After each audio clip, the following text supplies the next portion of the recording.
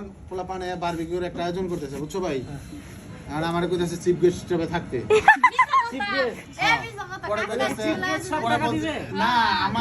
আচ্ছা গেস্টের কেন দাওয়াতে কোন অনুষ্ঠানে সে একটা বড় মোটা অঙ্কের টাকা দেওয়ার জন্য এখন আমি দিব টাকা দিব আমি দাও কিসের জন্য? দেও পারলাম টাকা 100, দে 100 না ভাই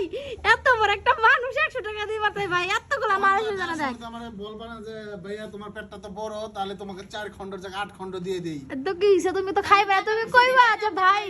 এ ছোট ভাই বোনগুলা খাইতাছে ভাগ্নে ভাগ্নেগুলা খাইতাছে টাকা তোরা যাই এমনি দিয়ে দিলাম বাইরে ফোন দিয়ে বল 1000 টাকা পাঠাই দিই মনির মামা স্পন্সর করে দেব। হ্যাঁ মনে মনে সজা করে দেব আচ্ছা ভিডিওটা অফ করে আমি একটু কথা কইলাম দে কন্ট্রিবিউশন আপনাদেরকে দিয়ে দিলাম আরো জোরে তালি দিব দেওয়া হবে। এটা হলো আমাদের ক্যাশিয়ার সবার টাকা কালেক্ট করতেছে একদম পলাইতে যাইবা কা তুমি পাতে না ভাই কই দেব বলে 300 টাকা কই দেব 300 টাকা নিয়ে কই পালাবে না না না আমার কি আমরা কাজে বলতে দরকার নাই আমি দেব ভাই দাও বারা তো মনে হয় 300 পারে 70 পারে। না 100 দিও না কিন্তু তুমি ভাই চিফ গেস্ট কি মানে বেশি টাকা দিবে কোনো বড় ভাই ছোট ভাই ভাগনা ভাগনি নাই ভাই ঠিক ও ভাই না কিন্তু তুমি বেশি দিবা তুমি মোটা থাকবে 2 পিস বেশি খাইবা মোটা দেখে 2 পিস বেশি এর পরে তো ঠান্ডা মুন্ডা খাবি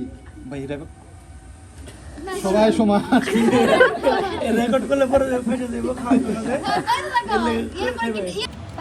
কত দিছে তো এটা আমাদের প্রধান সমন্বয়ক টাকা দিচ্ছে কত 100 কোটি টাকার নোট সমন্বয়ের টাকা চলে গেছে আমাদের ক্যাশিয়ারের কাছে সবাই হাততালি দাও চিফ দাও 300 দাও। এই সোহাগ অনেক বড় লোক সোহাগের তো ওই আর টাকা নিয়ে ব্যাগ দিবা না